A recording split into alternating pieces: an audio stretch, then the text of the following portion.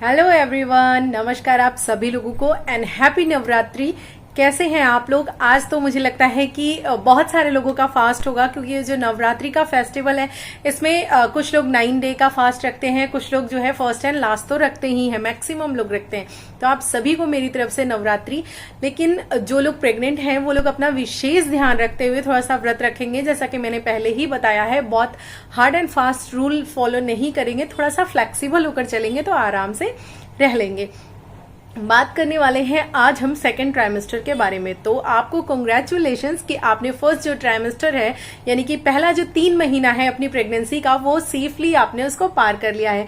क्योंकि जो pregnancy journey होती है ना, ये दिन प्रतिदिन की एक एक दिन की जो जर्नी है ये अच्छे से गुजर जाए तो बहुत ही एक तरह से ब्लेस्ड फील करती है मदर।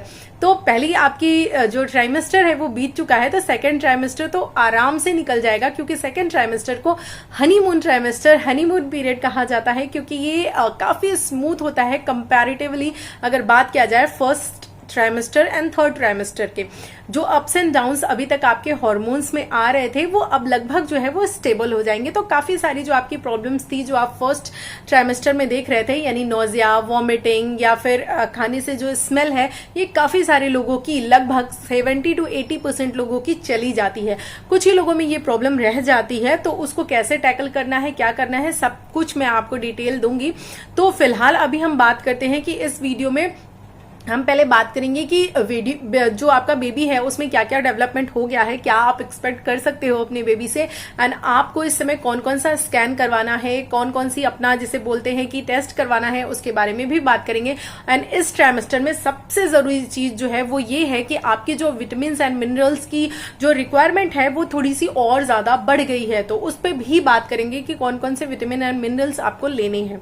तो चलिए स्टार्ट करते हैं। अगर हम बात करें सबसे पहले अपने नन्हे मुन्ने से, तो जो हमारा प्यारा सा नन्हा मुन्ना है अब उसने काफी कुछ चीजें सीख ली हैं, जैसे कि उसके अंदर टेस्ट जो है वो बिल्डअप हो जाएगा इस सेकंड ट्राइमेस्टर में। आप जो भी खाओगे तो वो अपना रिएक्शन दे सकता है, उसको अच्छा लगे या बुरा लगे। कई बार तो सोनोग्राफी के टाइम पे उसके स्माइल और ये सारी चीजें समझ में आ जाती हैं। बेबी जो है आपका इस समय अपना जिसे बोलते हैं हैंड एंड बॉडी में जिसे बोलते हैं कोऑर्डिनेशन जो है वो सीख चुका होता है सेकंड ट्राइमेस्टर में। अभी तक बेबी का जो मूवमेंट है वो ऐसे ही होता था, लेकिन अभी क्या है वो कोऑर्डिनेट कर पा रहा है अपने माइंड से, यानी माइंड के बताए गए डायरेक्शंस के हिसाब से अब वो मूवमेंट कर पा रहा है। तो ये कोऑर्डिनेशन आपको देखने के लिए मिलेगा सेकंड ट्राइमेस्टर में आपके बेबी में। आपका जो बेबी है वो अब आंखें खोल सकता है, बंद कर सकता है। मतलब कितनी अमेजिंग चीज है ना कि पेट के अंदर भी हाँ बिल्कुल वो ऐसा कर सकता है। वो आपके टच को फील कर सकता है। जब आप अपने पेट पे हाथ रख के उससे बात करेंगे तो देखिएगा वो आपको रिप्लाई देगा। एक बार कोशिश करके तो देखिए। तो ये सारी चीजें जो हैं वो आपके बेबी के अंतर्गत जिसे बोलते हैं हो रही होती हैं। एक और सबसे इंपॉर्टेंट चीज है इस फेज में जो कि है बेबी का मूवमेंट। हम लोग क्या करते हैं, जो भी प्रेग्नेंट होता है उसको, स्पेशली जो फर्स्ट टाइम प्रेग्नेंट होता है उसको ये लगता है कि कब मुझे फील हो कि बेबी मूव कर रहा है, कैसा होता है बेबी का मूवमेंट, मुझे भी पता चले, वो फील करना चाहती है मदर। तो ये बहुत ही स्पेशल होता है और ये सेकेंड ट्राइमेस्टर ऐसा ही टाइम है जिसमें हमको बेबी का जो मूवमेंट है वो फील होता है। जो पहली बार मदर बन रही है उसको थोड़ा सा लेट, लगभग 5th महीने या कई लोगों को 6th महीने 5th महीने के लास्ट में फील होता है। लेकिन जो लोग सेकंड टाइम या थर्ड टाइम मदर बन रही हैं उनको थोड़ा सा जल्दी फील हो जाती है बेबी की मूवमेंट। तो ये सारी चीजें जो है आपके बेबी के अंतर्गत हो रही होती हैं। बाकी और आप डिटेल में जानना चाहते हैं कि और बेबी में क्या क्या हो रहा है, तो जो मेरा मंथ वाइज वीडियो पड़ा हुआ है वो आप जाके प्लेलिस्ट में देख सकते हैं। वहां पे हर एक महीने की पूरी डिटेलिंग मैंने दी हुई है कि किस महीने में बेबी का कितना मूवमेंट होता है, कितना वो डेवलप करता है, कितना उसका हाइट वेट बढ़ता है, सब कुछ मैंने बताया है पूरा डिटेल में। तो आप चाहें तो मेरी जो प्लेलिस्ट है उसमें जो प्रेगनेंसी वाली प्लेलिस्ट है उसको आप जब जाके क्लिक करेंगे तो सारी डिटेल, सारी चीजें आपको वहां पे मिल जाएंगी। उसके बाद अगर हम बात करें कि इस पीरियड को हनीमून पीरियड इसलिए कहा जाता है क्योंकि हमारी बॉडी में जितने भी सिम्टम आ रहे होते हैं, स्पेशली जो नोजिया, वॉमिटिंग है, सबसे बड़ी प्रॉब्लम जो होती है लेडी को यही फील होती है। तो ये जो है काफी हद तक 70-80% महिलाओं की ये खत्म हो जाती है। कुछ एक जो लेडीज हैं उनके साथ ये प्रॉब्लम जो है लगभग 7 मंथ तक रह जाती है। तो अगर आपके साथ भी ये प्रॉब्लम है तो आपको बिल्कुल घबराना नहीं है, ये नॉर्मल है। बस आपको ध्यान इतना रखना है कि कुछ रेमेडीज हैं जिनको कि मैं अगले वीडियो में लेकर आने वाली हूँ, बहुत अमेजिंग से रेमेडीज हैं, उनको अगर आप फॉलो करेंगे तो आपको डेफिनेटली फर्क पड़ेगा नोजिया वॉमिटिंग में, क्योंकि उनको खुद मैंने एक्सपीरियंस किया है, तब मैं आपको बताऊंगी, ऐसे ही नहीं बताऊंगी।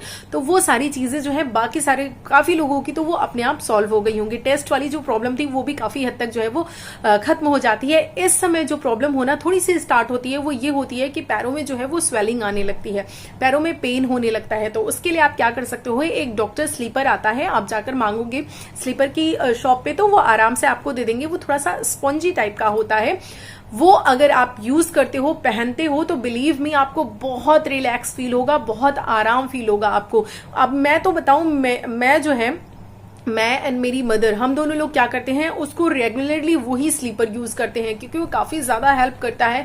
अगर लेग में कोई पेन हो या चलने में बहुत आराम होता है तो आप जाकर एक बार जरूर लीजिएगा। थोड़ा स्पंज टाइप का होता है, उसको आप दबाओगे तो दबता है, तो बहुत ही कंफर्टेबल होता है। तो एक बार आप उसको ट्राई करो, डेफिनेटली आपको फर्क पड़ने वाला है। दूसरा क्या है, आप गुनगुने तेल से हल्का सा मसाज कर लो तो भी आपको आराम मिल सकता है। कुछ लोगों को बैक भी हल्का हल्का इस समय से स्टार्ट हो जाएगा, लगभग जब 5वां-6वां महीना लगता है तो बैक स्टार्ट हो जाता है। तो इसमें आपको क्या करना है, अपना जो मसाज करना है वो तो करना ही करना है, हल्का गुनगुने तेल से, बहुत प्रेशर नहीं लगाना है। साथ ही साथ आपको अपनी डाइट का विशेष ध्यान रखना है, क्योंकि काफी सारी चीजें जो है उसकी जो रिक्वायरमेंट है विटामिन एंड मिनरल्स की वो बढ़ गई है। क्योंकि जो बेबी का आपका जो जिसे बोलते हैं जितने अंग थे वो सब जो फॉर्म होना था, जो भी बॉडी पार्ट था वो अभी तक फॉर्म हो चुका है अच्छे से। अब क्या हो रहा है, अब इस सेकेंड ट्राइमेस्टर में बेबी जो है आपका वो डेवलप करेगा, उसका हाइट बढ़ेगा, उसका वेट बढ़ेगा, तो उसकी फंक्शनिंग बॉडी की जो है वो बेटर से बेटर होती चली जाएगी। तो जो एक तरह से आप कह लीजिए ढांचा जो था, यानी कि जो वो क्या था वो बन चुका था, अब क्या है उसमें डेवलपमेंट हो रहा है बहुत अच्छे से। तो अब जो है आपको और ज्यादा एनर्जी की जरूरत होगी। तो इस तरह से आपको अपना बहुत अच्छे से ध्यान रखना है। ये जो महीना होता है, अगर आप डॉक्टर से हेजिटेट हो रहे हो पूछने में, तो भी जो है अगर आपकी प्रेगनेंसी स्मूथ है, आपको ब्लीडिंग नहीं हो रही है, आपको ऐसा डॉक्टर ने बेड रेस्ट जैसी कोई कंडीशन नहीं बताई है, तो आप ये टाइम पीरियड है आपके बेहतरीन जिसे बोलते हैं एक्सरसाइज को स्टार्ट करने का। क्योंकि अगर आप नॉर्मल डिलीवरी चाह रहे हो तो बहुत सारे लोग ऐसे हैं जो लास्ट में यानी कि 3rd ट्राइमेस्टर में चल करके जिसे बोलते हैं एक्सरसाइज स्टार्ट करते हैं। तो माइंड डियर, उस समय अगर आप एक्सरसाइज स्टार्ट करते हो तो पहली बात तो आपको पेन और ज्यादा होता है, क्योंकि उस समय आपका बेबी बम जो है वो काफी ज्यादा निकल चुका होता है, और वैसे में पहले से आप थोड़ा सा करोगे तो बॉडी हल्की सी फ्लेक्सिबल हो जाती है। तो ये, और दूसरी चीज ये है कि तब नॉर्मल डिलीवरी उतनी ज्यादा चांसेस नहीं बनते। लेकिन अभी से अगर आप उसको प्रैक्टिस करना स्टार्ट कर दोगे, जैसे कि बहुत सारी जो एक्सरसाइजेस होती हैं जो कि रिकमेंडेड होती है, अब यहाँ पर स्पेशली मैं एक्सरसाइज नहीं बताऊंगी, इसलिए नहीं बताऊंगी क्योंकि एक्सरसाइज जो है वो पर्सनली हर व्यक्ति के लिए अलग अलग हो सकती है, उसकी कंडीशन के हिसाब से। तो आप फिजियोथेरेपिस्ट से मिल लीजिए, वो आपको अच्छी रिकमेंड कर सकते हैं, या फिर आप बेटर है कि अपनी गायनी से पूछिए, तो वो अपनी कंडीशन के हिसाब से आपको बता देंगे। तो जो सेफेस्ट एक्सरसाइज होती है वो तो है एक ब्रीदिंग एक्सरसाइज, जो कि हर किसी को करना चाहिए, उसका कोई साइड इफेक्ट नहीं है, और ये नॉर्मल डिलीवरी में तो आपको बहुत ही अच्छा हेल्प करता है। तो ब्रीदिंग एक्सरसाइज एक आपको सीखनी चाहिए।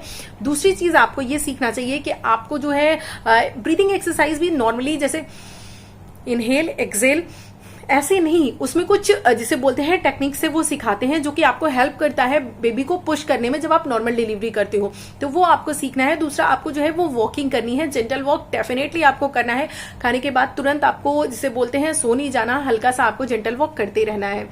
और आपकी कंडीशन अगर डॉक्टर ने बेड रेस्ट बोला है तो आप डॉक्टर से पूछ लीजिए। कुछ और एक्सरसाइजेस जैसे कि कीगल एक्सरसाइज, ये सारी जो एक्सरसाइज होती हैं, ये सारी एक्सरसाइज आप डॉक्टर से पूछ करके कर सकते हैं। तो मेरा कहने का मतलब ये है कि कोई भी चीज आप करें तो उसको अपने डॉक्टर से पहले जरूर पूछ लें। अब आगे बात करते हैं कि ये ऐसा पीरियड है जिसमें कि इंटीमेशन जो है यानी कि जो सेक्स है वो सेफ होता है इस पीरियड में, यानी कि 1st ट्राइमेस्टर में एंड 3rd ट्राइमेस्टर में जनरली जो डॉक्टर हैं वो मना करते हैं। तो अगर आपकी प्रेगनेंसी हाई रिस्क प्रेगनेंसी है तो आपको तो थ्रू आउट प्रेगनेंसी मना किया जाएगा, लेकिन अगर आपकी प्रेगनेंसी बिल्कुल सेफ है तो आप 3rd ट्राइमेस्टर में भी स्टार्टिंग के टाइम में जो है वो रिलेशन में रह सकते हो। लेकिन ये जो बीच वाला पीरियड होता है 2nd ट्राइमेस्टर, ये काफी सेफ माना जाता है, तो आप आराम से अपनी जो मैरिड लाइफ है उसको भी इंजॉय कर सकते हो, बट थोड़ा सा आपको केयरफुल होना होगा, थोड़ा सा ध्यान रख के करना होगा। उसके बाद जो है अगर हम बात करें कि इस समय अगर आप कहीं घूमने जाना चाहते हो, ट्रैवल का मन बना रहे हो, तो ये बहुत ही अच्छा पीरियड है, बहुत ही अच्छा टाइम है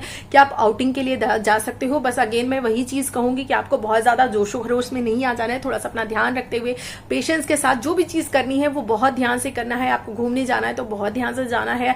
और इस समय क्या होता है, जनरली आदत, जो लोग एक्टिव होते हैं उनकी आदत क्या होता है, जैसे कुछ लोग होते हैं वो बहुत ज्यादा एक्टिव नहीं होते, तो वो जब उठते भी हैं तो बहुत आराम से उठते हैं। लेकिन कुछ लोग क्या होते हैं, जैसे कि उठे और चले तो उनका मूवमेंट काफी तेज होता है। तो ये जो आदत होती है ना, ये इस समय भी होती है। तो आपको लेकिन ध्यान ये रखना है कि इस समय अपना मूवमेंट अब जो है आपको बहुत धीरे रखना है। मैं ये नहीं कह रही कि आपको बेड रेस्ट करना है, लेकिन जब आपको उठना है तो आराम से उठना है, जब चलना है तो थोड़ा सा ध्यान देकर के चलना है, क्योंकि अब धीरे धीरे आपका बेबी बम्प बढ़ने ही वाला है। और ये जब धीरे धीरे आगे प्रेगनेंसी बढ़ती है तो जनरली जो है वो चक्कर की प्रॉब्लम होती है। तो ऐसे में आप कहीं गिर ना जाओ, इसलिए अपना विशेष ध्यान रखते हुए आपको आगे बढ़ना है, आगे अपनी हर चीजें जो है वो करनी है। तो इस तरह से आपको जो है वो ध्यान रखना है। कुछ एक चेंजेस आपके बॉडी में और होते हैं, जैसे कि आपको टीथिंग प्रॉब्लम हो सकती है, आपके दांत में दर्द हो सकता है, ये सारी चीजें हो सकती हैं। तो बेसिकली आपको ध्यान ये रखना है कि जब भी आप डॉक्टर के पास जाएं तो पहले उनको आप इन्फॉर्म करें कि आप प्रेग्नेंट हैं, क्योंकि बहुत सारी ऐसी मेडिसिन होती हैं जो प्रेगनेंसी में नहीं ली जाती हैं, या फिर ट्रीटमेंट जो है दांतों का नहीं करवाया जाता है, क्योंकि उससे क्या है, वो जो बैक्टीरिया होता है वो डायरेक्टली जो है वो ब्लड में चला जाता है और वो बेबी को हार्म करता है। तो आप अगर अवॉइड कर सकती हैं, अवॉइड करने लायक है तो अभी आप अवॉइड करें। अगर बहुत ज्यादा है तो डॉक्टर की जिसे बोलते हैं परमिशन से ही कोई मेडिसिन आप लें। अब अगर हम बात करें टेस्ट की, तो टेस्ट में अगर हम बात करें तो इस समय जो है जो टेस्ट आपका होता है, मैंने आपको बताया ही है कि कितनी सोनोग्राफी होती है, उसमें आपका इस समय जो है वो एनोमली स्कैन होता है। ये बहुत ही इंपॉर्टेंट होता है बेबी के डेवलपमेंट को देखने के लिए, आपके जिसे बोलते हैं और भी जो आपका यूट्रस है या जो सर्विक्स है उसको देखने के लिए, ये सब उसमें देखा जाता है। बेबी के आसपास का जो वाटर है वो भी दिखता है सेकेंड ट्राइमेस्टर में, वो भी पता चलता है कि सब ठीक है या नहीं। इसी समय अगर आपने अच्छे से अपना टेस्ट कराया है तो आपकी प्रेगनेंसी कहीं हाई रिस्क तो नहीं है, प्रीमेच्योर प्रीमेच्योर डिलीवरी का खतरा तो नहीं है, ये सब कुछ पता चल जाता है। तो इस समय अगर आपको एनोमली स्कैन कराना है, डॉक्टर ने रिकमेंड किया तो आपको जरूर कराना है। एंड डॉक्टर रिकमेंड करते ही हैं, क्योंकि ये बहुत ही ज्यादा इंपॉर्टेंट जिसे बोलते हैं कि टेस्ट होता है। इसके बारे में पूरा डिटेल आप देखना चाहते हैं तो मेरे वीडियो पे सीरीज पड़ी हुई है कि पूरी प्रेगनेंसी में कितने अल्ट्रासाउंड या कितनी सोनोग्राफीज करानी है और कब कब करानी है, पूरा मैंने बताया है, आप आराम से देख सकते हैं। उसके बाद अगर बात करें तो एक होता है डाउन सिंड्रोम या पटाउ सिंड्रोम के लिए भी टेस्ट होता है। वो भी अगर ऐसा उनको लगेगा आपके डॉक्टर को कि ऐसा कुछ है तो वो करवा कर देख सकते हैं, ठीक है। उसके बाद आपको एक चीज और ध्यान रखना है अब से, क्योंकि इस ट्राइमेस्टर में आपको बेबी की मूवमेंट फील होना स्टार्ट हो गई है। तो अब क्या करना है, जब आपको बेबी की मूवमेंट फील होना स्टार्ट हो जाए, चाहे 5वें महीने से चाहे 6ठे महीने से, जब भी आपको फील होना स्टार्ट हो जाए, तो आपको अब क्या करना है, उसको मॉनिटर करना है, यानी कि ध्यान रखना है कि उसकी टेंडेंसी क्या है, वो 1 घंटे में, 2 घंटे में या 6 घंटे में वो कितना मूव करता है। अगर आप इस टेंडेंसी को समझ जाएंगी तो जब भी कुछ एबनॉर्मल होगा, यानी कि उसकी जिसे बोलते हैं उसका मूवमेंट रुक रहा होगा, तो आप उसको अच्छे से ट्रैक कर पाएंगी। और जब भी आपको लगे कि आपका बेबी जो है वो ठीक नहीं है अंदर, या मूवमेंट काफी देर से नहीं कर रहा है, तो पहले तो आप क्या है, कुछ फ्लूइड जैसे कि ग्लूकॉन डी हो गया, इस तरह की चीजें जो है, पानी है, कुछ खा पी करके देखें, कुछ देर के लिए रेस्ट करें, तो देखिए बेबी का मूवमेंट हो जाएगा। और अगर तब भी बेबी का मूवमेंट नहीं होता है और डिले हो रहा है तो इमीडिएटली बिना देर के हुए आप डॉक्टर के पास जाइए, क्योंकि बेबी का मूवमेंट जो है वो एक नॉर्मल जो उसकी फ्रीक्वेंसी है उस तरह से होना ही चाहिए, बेबी का मूवमेंट रुकना नहीं चाहिए। तो आपको इसमें जो सबसे जरूरी चीज करनी है वो क्या करना है, अपने बेबी का जो मूवमेंट है वो भी ट्रैक करते रहना है। इस समय आपको बहुत ज्यादा ध्यान देना है अपने बीपी और शुगर पे, क्योंकि इस टाइम पे ही बीपी और जो कैसेशनल शुगर होता है वो बढ़ता है। तो आपको ध्यान रखना है कि आर्टिफिशियल जो शुगर की चीजें हैं वो आपको नहीं लेना है। आपको क्रेविंग हो सकती है मिठाई की, आइसक्रीम की, इस तरह की चीजों को, तो आपको ध्यान रखना है कि क्रेविंग है, मैं मानती हूं कि क्रेविंग को लोग इंपॉर्टेंस देते हैं और जो मन करता है वो खाते हैं, लेकिन आपको ये नहीं करना कि बस आपका मन कर रहा है तो आप बर्गर, पिज्जा, मिठाई, इसी तरह की चीज लिए जा रहे हो। आपको हेल्दी चीजें लेना है। इसको वंस एंड अ वाइल, यानी कि वीक में एक बार आप कर सकते हो, अपनी क्रेविंग्स को जगह दे सकते हो, बाकी इससे ज्यादा नहीं, क्योंकि आपको बहुत ज्यादा ध्यान रखना है अपना। और नमक जो है वो भी आपको अपने बीपी के अकॉर्डिंग ही लेना है। अगर आपकी हाई बीपी की टेंडेंसी है तो ध्यान रखना है आपको सेंधा नमक या फिर जिसे बोलते हैं काला नमक, इस तरह के नमक का यूज करना है, या फिर लो सोडियम सॉल्ट आता है उसको आपको यूज करना है। नमक की मात्रा बहुत ही हिसाब से लेना है, क्योंकि ये डायरेक्टली जो है वो आपके बेबी को जो है वो क्या करता है, प्रभावित कर सकता है। इस समय और एक इंपॉर्टेंट काम है जो कि आपको करना है, वो आपको मंथली विजिट रेगुलरली करना है डॉक्टर को। बहुत सारे मैंने देखा है कि काफी लोग काफी जिसे बोलते हैं पढ़े लिखे भी होते हैं, लेकिन फिर भी वो इन चीजों को अवॉइड करते हैं। उनको लगता है क्या जरूरत है डॉक्टर के पास जाने की, ये तो बेफिजूल खर्ची है। नहीं माय डियर, आपको जाना है। अगर आपके हस्बैंड या घर वाले नहीं भी ले जा रहे हैं तो आपको उनको फोर्स करना है, क्योंकि देखिए बेबी का डेवलपमेंट क्या है उसको मॉनिटर करना बहुत ज्यादा जरूरी है। कई बार ऐसी बहुत सारी प्रॉब्लम होती है जो जेनेटिक होती हैं, या फिर बेबी का डेवलपमेंट नहीं हो रहा होता है, या आसपास का पानी, तो वो सारी चीजें क्या है ना मेडिसिन से ठीक की जा सकती हैं, काफी सारी चीजें। तो अगर समय रहते ही आपने प्रॉब्लम को डायग्नोज कर लिया है और उसका ट्रीटमेंट डॉक्टर ने कर दिया, तो आप एक हेल्दी बेबी को जन्म देते हो। नहीं तो क्या होता है, बाद में आपके पास पछताने के सिवाय कुछ नहीं रह जाता। मतलब क्या करोगे मुझे नहीं समझ में आता। आप अपने बेबी के लिए पैसा खर्च करोगे, जो कमाते हो वो किसके लिए करते हो, अपने बच्चे के लिए ही माँ बाप करते हैं। तो कम से कम इस वजह से तो डॉक्टर के पास जाना ना रुके, डेफिनेटली आप डॉक्टर के पास विजिट करें, ये बहुत ही ज्यादा जरूरी है। महीने में एक बार आपको करना होता है। अगर आपका केस ज्यादा सीरियस है तो आपको जो है डॉक्टर जो है वो जल्दी जल्दी बुला सकते हैं। अब अगर हम बात कर लें आपकी डाइट की, तो डाइट में जो है आपको इस समय से आपके जो डॉक्टर हैं वो आयरन जो है वो स्टार्ट करेंगे, आयरन स्टार्ट करेंगे, कैल्शियम स्टार्ट करेंगे। स्टार्टिंग में आयरन जो है वो अवॉइड करते हैं, जिनको सूट करती है उन्हीं को देते हैं, अदरवाइज फॉलिक एसिड देते हैं। तो आपको क्या है, आयरन एंड कैल्शियम जो है इस समय से स्टार्ट कर देना है। आपको जिंक, मैग्नीशियम, ये सारी चीजें जो है, विटामिन डी की मात्रा आपकी शरीर में बहुत अच्छी होनी चाहिए। विटामिन डी होगा अच्छा तभी कैल्शियम एब्जॉर्ब हो पाएगा, ठीक है। आयरन आपका अच्छा होना चाहिए, आयरन के लिए आपका विटामिन सी होना चाहिए अच्छा। अगर विटामिन सी आप नहीं ले रहे हो तो आप कितना भी आयरन की टैबलेट खा लो वो अच्छे से एब्जॉर्ब नहीं होगी। तो इसके लिए अगर आप आयरन की जिसे बोलते हैं विटामिन सी नेचुरली लो तो ज्यादा अच्छा है। चाहे आप ऑरेंज ले लो, या फिर जिसे बोलते हैं आप मौसमी होता है वो ले सकते हो, उसका जूस ले सकते हो, या फिर आप जो है नींबू ले सकते हो। कुछ नहीं तो दाल में आपने नींबू निचोड़ा ले लिया, इस तरीके से आप ले सकते हो। या नींबू पानी अगर आपको सूट करता है तो आप नींबू पानी ले सकते हो। यानी कि अपनी डाइट में आपको विटामिन सी जरूर शामिल करना है। विटामिन डी आपको पता है कि सन से मिलता है। अगर आप इस तरह से मतलब आपका जिसे बोलते हैं घर है कि आप सन के जिसे बोलते हैं कांटेक्ट में नहीं वहां पर यानी कि हो सकते हो, या जिसे बोलते हैं बहुत सारे लोग होते हैं, बहुएं होती हैं, बाहर निकलना अलाउड नहीं होता। तो ऐसे में क्या है, आप टेबलेट्स लीजिए जो कि वीक में एक बार लेनी रहती है। तो वैसे आप डॉक्टर से पूछ लीजिए, वो आपकी जरूरत के हिसाब से सजेस्ट करेंगे, तो वो आपको लेना ही लेना है। और एक और जरूरी चीज है जो कि है ओमेगा फैटी 3 एसिड, ठीक है। जो ओमेगा 3 फैटी एसिड होता है ये बहुत ही ज्यादा इंपॉर्टेंट होता है बेबी के ब्रेन डेवलपमेंट के लिए। तो इसके लिए भी अगर आपके डॉक्टर ने दिया है तो बहुत ही अच्छी बात है। अगर उन्होंने नहीं दिया है तो आप अपनी तरफ से एक बार उनसे पूछिए कि मैम क्या ये मेडिसिन हम ले सकते हैं। मल्टीविटामिन इस समय वो आपके लिए चलाएंगे। तो उन बहुत सारी महिलाओं में मैंने देखा है, अभी मैं आपको ज्यादा नहीं लगभग 4-5 दिन पहले का ही एक्सपीरियंस बता रही हूँ मैं। एक्चुअली थोड़ा सा टाइम लूंगी, आपके साथ शेयर करूंगी। एक्चुअली मेरी मदर को थोड़ी सी इंजरी हो गई है, वो गिर गई थी तो उनके लेग में चोट लग गई थी। तो हम क्या है डॉक्टर को दिखाने के लिए गए थे। जब हम गए वहां पे तो मेडिसिन लेने लगी मैं, काफी लंबी लाइन थी तो मैं वहां पे बैठ गई। तो वहां पे एक लेडीज भी बैठी हुई थी। तो जो मेरी बेटी है पीहू वो भागने लगी, तो बगल में वो जो बैठी थी वो बोली, उसको मतलब ऐसे ही चिढ़ा रही थी, चलो तुमको घर ले चलते हैं। तो फिर बात हम लोगों की आपस में होने लगी। तो मैंने पूछा कि क्या दिखाने आई थी आप, तो उन्होंने बताया कि मैं जो है डॉक्टर को मतलब लेडी डॉक्टर को दिखाने आई थी, मुझे यूरिन से रिलेटेड, यूरिन में जलन वगैरह होता है ऐसी प्रॉब्लम थी। तो वो ये बताने लगी कि वहां पर एक औरत आई हुई थी जिसका जो है बेबी जो है वो एक बेबी तो था लेकिन दूसरा बेबी जो है वो बार बार खराब हो जा रहा था। तो उनको ये लग रहा था कि वो जो है मतलब जिसे बोलते हैं कि बहाना कर रही थी, ऐसा कुछ नहीं है। वो लड़का चाह रही थी, लड़की नहीं चाह रही थी इसलिए ऐसा कर रही है, तो ऐसा कुछ नहीं है ये सब। और दूसरी चीज वो ये कह रही थी कि मुझे तो जो है मेडिसिन जो भी मिली भी वो भी मैंने मेडिसिन नहीं खाई। तो एग्जैक्टली मेरा ये कहानी बताने का मतलब क्या था, एक्चुअली मैं आपका टाइम वेस्ट नहीं कर रही थी, मैं आपको एक एग्जांपल के थ्रू समझाना चाह रही थी कि उन्होंने मुझसे ये कहा। और मैं आपको ये बताऊं कि मेरी एक फ्रेंड है जो कि हम लोगों के साथ अच्छी एजुकेटेड भी है, लेकिन उसके बाद भी उसने यही कहा कि जब मेरी डिलीवरी हुई तो मैंने 1-2 महीने जो है वो दवाइयां ली, यानी कि जो सप्लीमेंट्स मिले हुए थे, उसके बाद मैंने उसको छोड़ दिया। तो ये आप छोड़कर कोई बहुत बड़ा बहादुरी वाला काम नहीं कर रहे हो। उस समय आपको हो सकता है ना फील हो, लेकिन आगे चलकर वो आपके ही शरीर पर बीतने वाला है। एंड बिलीव मी, जब आप लो फील करोगे, जब आपको एनर्जी की कमी होगी, तो आपका कोई भी रूटीन वर्क कम नहीं होने वाला है। जितना काम आपको करना है, बच्चे को संभालना है, घर में खाना बनाना है, वो सब आपको करना ही है। तो क्या होगा, आपकी हेल्थ ही खराब होगी। तो जो चीजें, जो सप्लीमेंट्स मिलते हैं उनको जरूर फॉलो कीजिए, उनको कीजिए, उनको ऐसे ही मत छोड़ दीजिए। अगर आपको लगता है कि ये सारी मेडिसिन मुझे महंगी पड़ रही है, तो आजकल जो प्रधानमंत्री जी की योजना है वहां पर जो जेनेरिक मेडिसिन है वो बहुत ही कम रेट में, मैं आपको बताऊं 12 से 18 रुपए में एक पैकेट मिल जाती है।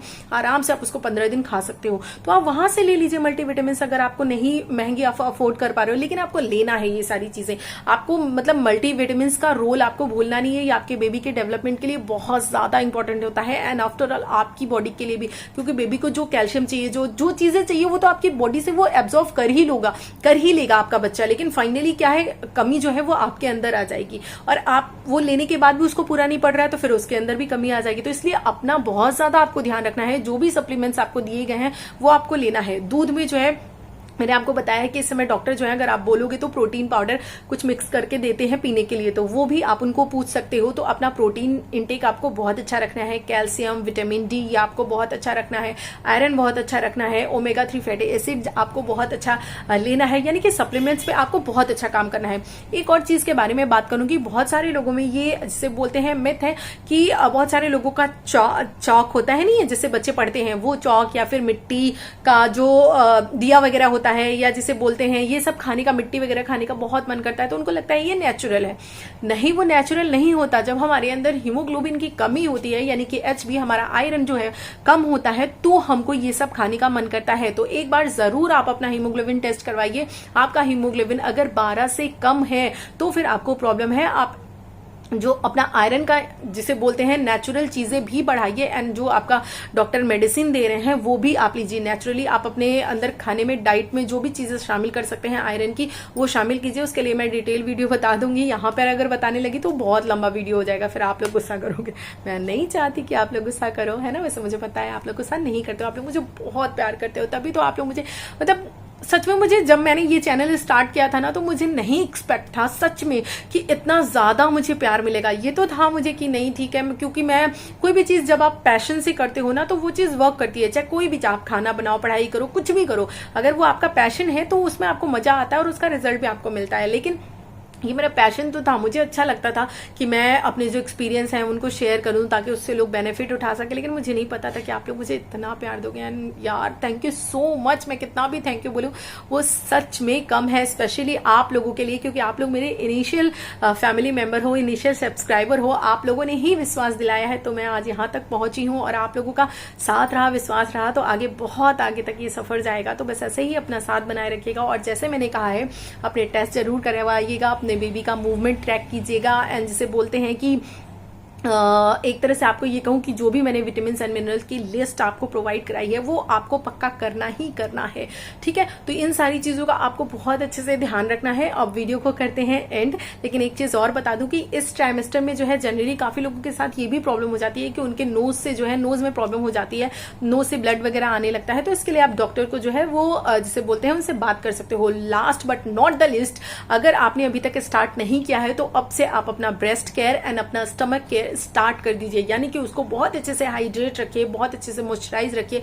वहां पर कोई क्रीम है आपके पास, आप अफोर्ड कर सकते हो तो मार्केट से क्रीम ले लीजिए, उसको अपने पेट पे लगाने के साथ साथ, ताकि वहां पे स्ट्रेच ना आए। आपको अपने ब्रेस्ट एरिया की भी बहुत ज्यादा ध्यान रखनी है। मैंने बहुत सफर किया है, मैं सीरियसली नहीं चाहती कि आप लोग भी सफर करो, क्योंकि मुझे ये नॉलेज नहीं था। तो ये मैं आपको देना चाहती हूँ अपनी एक्सपीरियंस से कि आप लोग ब्रेस्ट एरिया की भी अपनी बहुत अच्छे से ध्यान रखो, ताकि आगे चल के आपको सोर निपल के या भी इस तरह की कोई प्रॉब्लम ना आए कि आप बच्चे को फीड ही ना करा पाओ। तो इसलिए जो है अगर आप जिसे बोलते हैं क्रीम वगैरह अफोर्ड कर सकते हो तो बहुत अच्छा है, नहीं कर सकते हो तो सिंपल है, आप एलोवेरा जेल लीजिए, चाहे नेचुरल लीजिए, चाहे जो आता है मार्केट से वो ले लीजिए, लेकिन कोशिश कीजिए कि वो प्योर हो। एलोवेरा जेल लीजिए, नारियल का तेल लीजिए, ऑलिव ऑयल लीजिए, इसको अच्छे से मिक्स कीजिए और आराम से अप्लाई कर लीजिए, तो ये भी बहुत अच्छा वर्क करते हैं। तो ये सारी चीजें आप कर सकते हो। अच्छे से अपना ध्यान रखो, बहुत खुश रखो। तो ऐसा डिनर विनर पे चले जाओ हस्बैंड के साथ, बोलो मूवी ले जाएं, और पढ़ने की आदत जरूर डालो, जरूर डालो। पढ़ना स्टार्ट करिए, आपको जो पसंद है वो पढ़िए, लेकिन एक पढ़ने की टेंडेंसी अपने अंदर लाइए। उससे क्या होगा, आपका बेबी भी, आपके बेबी के अंदर भी वो संस्कार, वो हैबिट आएगी। और अगर आपने स्टार्ट नहीं किया है तो मैं आपको कह रही हूँ कि अपने बेबी से बात करना स्टार्ट कर दीजिए। मैजिकल इफेक्ट आपको देखने के लिए मिलेगा। मेरी बेबी के ऊपर तो मैं फील करती हूँ, मुझे बहुत ही अच्छा लगता है, बहुत ही ज्यादा अच्छा लगता है। तो आप लोग भी अपने बेबी से बात करना स्टार्ट कीजिए, उसका कुछ नाम रखिए, चाहे वो नाम आगे चले या ना चले, लेकिन नाम रखिए अच्छा, और उससे बात करना स्टार्ट कीजिए, कम्युनिकेट कीजिए, उसको भी बहुत अच्छा फील होगा। तो चलिए, वीडियो ऑलरेडी 24 मिनट का हो चुका है, लेकिन मुझे लगता है इतनी सारी चीजें आप लोगों को बतानी रहती है। मैं जल्दी जल्दी वीडियो बनाने के चक्कर में कोई भी चीज़ मिस नहीं करना चाहती हूँ। आप लोगों से बात करना मुझे बहुत अच्छा लगता है। और हाँ, कम्युनिटी पोस्ट मैंने डाला है, उस पर आप लोग अपना वोट ज़रूर दीजिएगा, और जो लोग दे रहे हो उनको दिल से धन्यवाद, थैंक यू सो मच। आप लोग वीडियोज़ को लाइक कर दिया कीजिए अगर आपको पसंद आया करे मेरी मेहनत तो। और हाँ, एक चीज़ और कहूँगी कि 12 तारीख को आना बिल्कुल मत भूलिएगा, 12 अक्टूबर को, ठीक है, क्योंकि उस दिन मैं आप लोगों का साथ चाहती हूँ। तो चलिए, बाय एवरीवन।